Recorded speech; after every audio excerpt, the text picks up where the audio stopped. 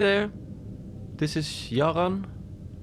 I'm the facility manager at the Deep Earth Anomaly Department, located on the coastal strip in East Antarctica. I'm signing in for yet another cold shift. Now, I went outside in the blizzard today to reposition the antenna on the roof. Jaran the duplicate took a photo of it during daytime, and you could clearly see that the antenna was bent all out of shape. It's not how an antenna should look at all. And it wasn't an easy task, as the blizzard is quite belligerent these days and nights, like a swarm of angry wasps stinging away. But I was prepared for it. I took my time. I did nothing in a state of rush. You know what they say, fast is slow, and slow is a death blow. So after hours of battling the blizzard, I managed to reposition the antenna to its original state. And my plan was to get in touch with the moon and have them reroute my message. It's a long shot, literally and figuratively speaking, but you know, what choice do I have? So when I got back inside, I checked the radio for any incoming signals. None. Absolutely nothing. Which was a bit disappointing to begin with, but after an hour or so of practicing my ukulele, it is Wednesday after all, I suddenly heard static coming from the speaker. So I put my uke down and I flew over to the radio to see if there was anybody on the other line. I said, hello, is there anybody there, you know? But it was just static. Cold, hard static, like a digital blizzard. Blizzards all around. But I didn't give up, so I repeated the questions perhaps 20 times, when all of a sudden I heard what I thought was a voice, because it wasn't super easy to hear what was being said, but after lots of trial and error to find the right frequency, I suddenly heard the voice crystal clear. So, obviously I made a recording out of it, and just have a listen to this. There was something in the mines from the walls. Dios mío, it left for Earth. Everyone will die. This, ladies and gentlemen, is the sound of Hugo Rodriguez. He's one of the mining operators on the moon, and I don't like how distressed he sounds. But again, he says that everybody is dead, and if that was the case, I mean, you know, how can he be talking? But still, it has me a bit worried, the message, and I rarely worry. I mean, most of the time worrying has no real use in life. You either fix a problem or you adapt. And if none of those options apply, the problem isn't yours and there is no need to worry, you know. Anyways, I sent a message to the moon, so all I can do is wait for them to reply, which I hope they will, because I haven't really spoken to Hugo in a very, very long time.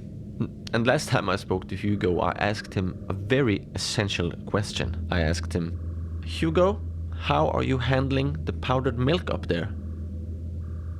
Then the signal died.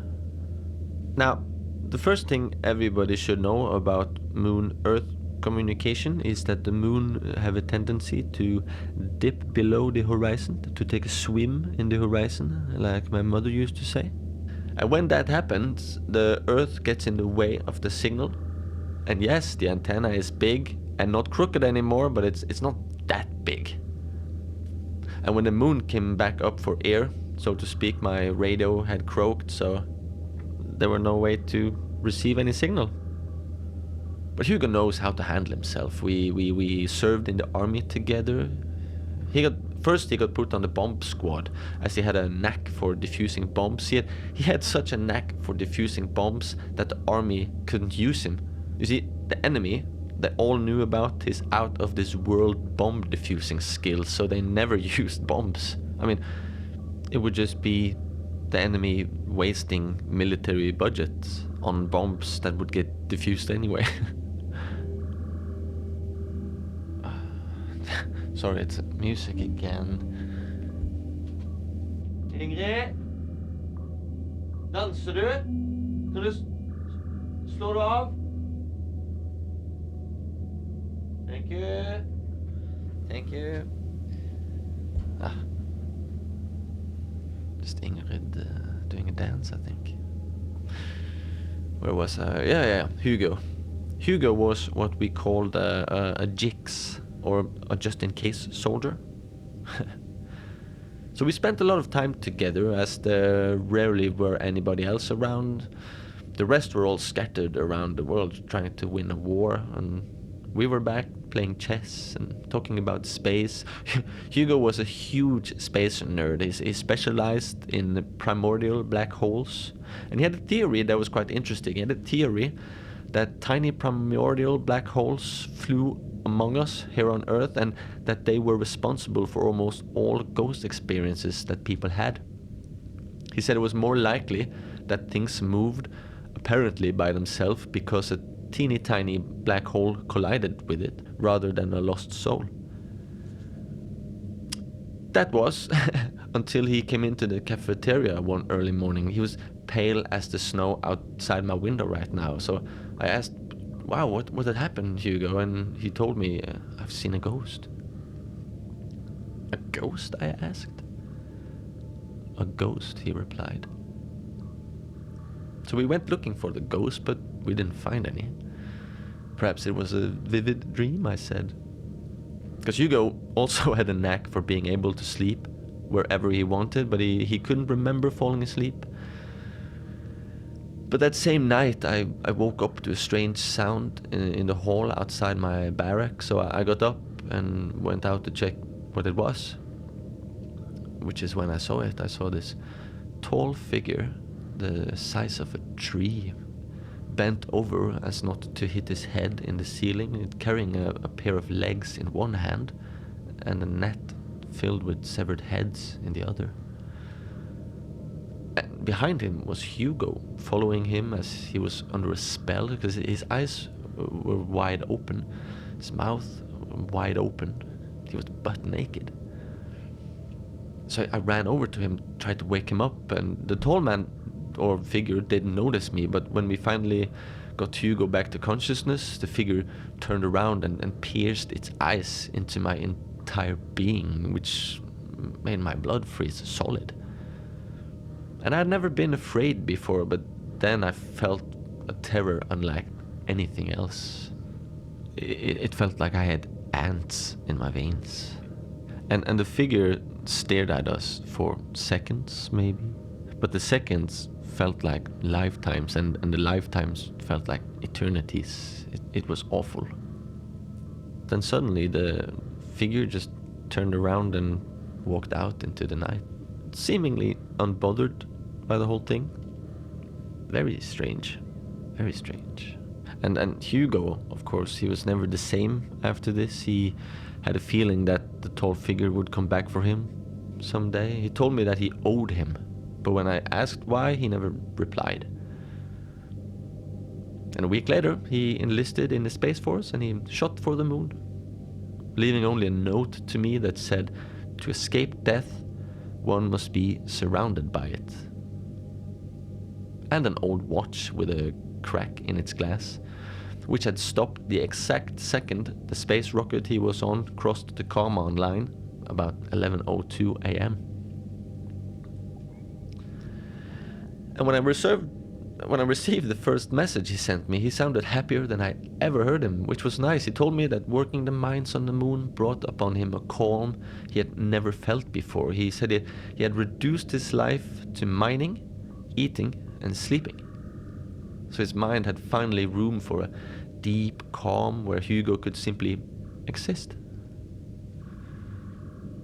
And I think that was all he ever really wanted.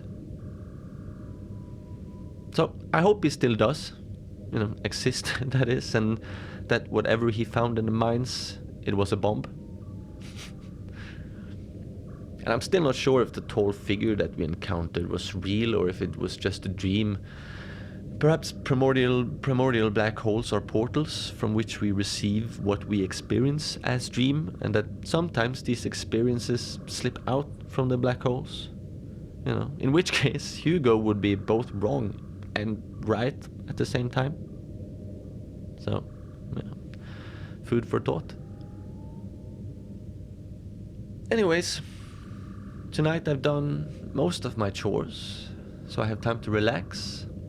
I told Ingrid that tomorrow night I will have to log her off for a few hours while I rinse her circuits for rust.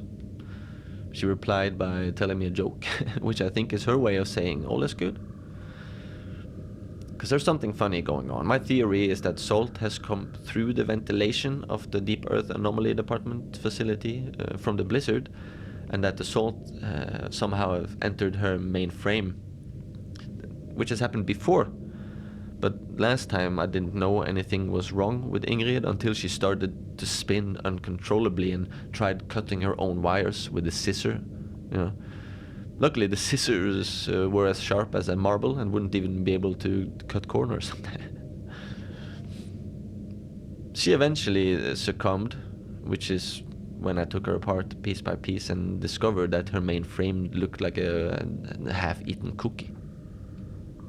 So from that time on, anytime Ingrid starts acting a bit out of the ordinary, I take her apart piece by piece, I do a rinse, I put her back together again, and she's good to go.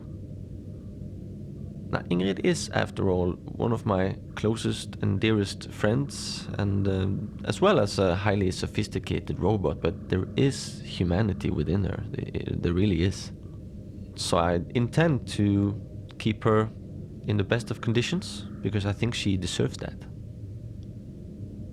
And I've seen people go mad down here, so having a friend to talk to is very important for the both of us. Which makes me think about my other friend, Alexander Voss from MS Svalbard. Now, I think I will have to wait until I dare venturing back out into the blizzard, but I'd really like to go see him soon.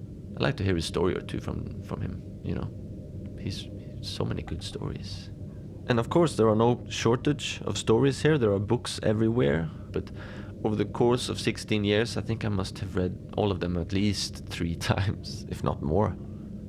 And my favorite books are the ones about space-time and quantum physics.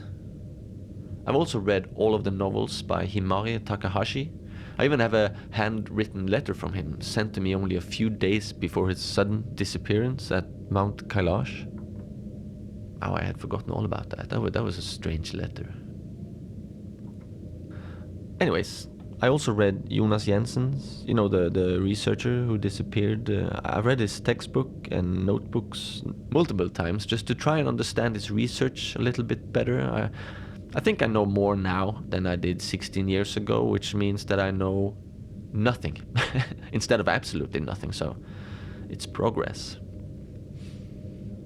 So now all the stuff I know are all the stuff that I don't know.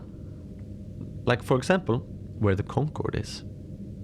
I know very well that I don't know anything about that.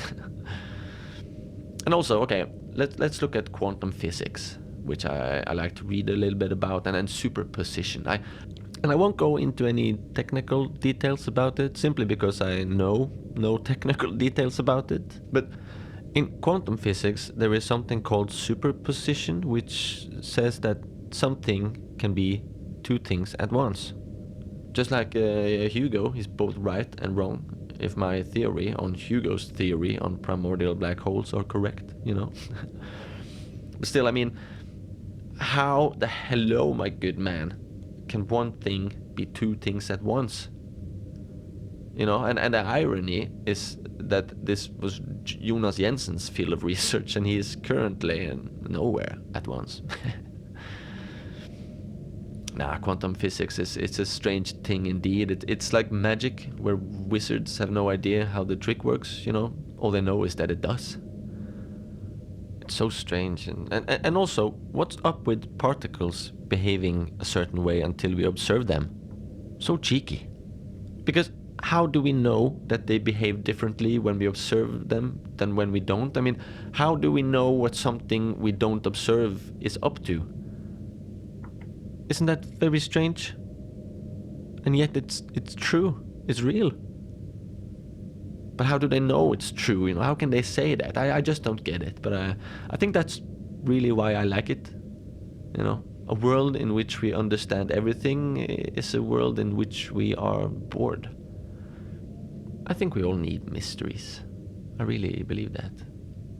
Oh, which brings me back to my good pal Frederick, the Mirror Man, as Jaran Duplicate calls him now.